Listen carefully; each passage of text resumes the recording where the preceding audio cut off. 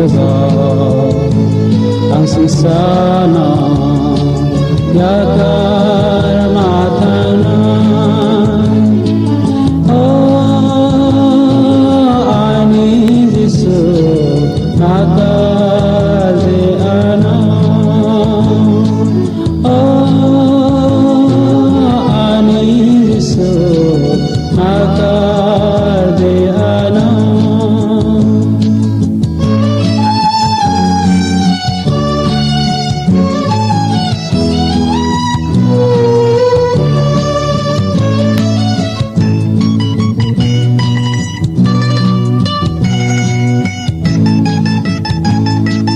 संसार आनाले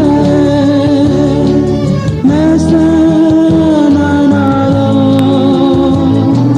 fantere angle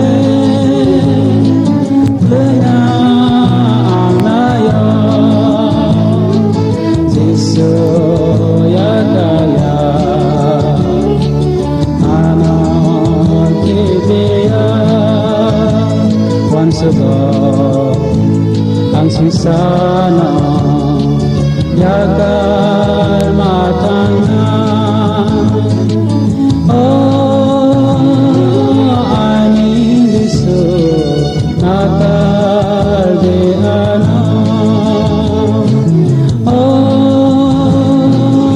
ani Yesu nakarde ana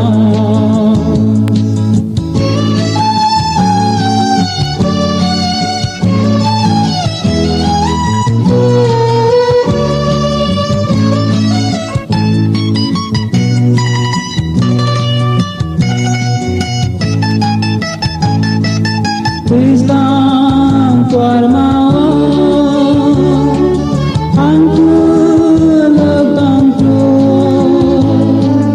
bekakeli amat kiriwo Yesu ya karya anak kibia once ago ang singsana yakar matanan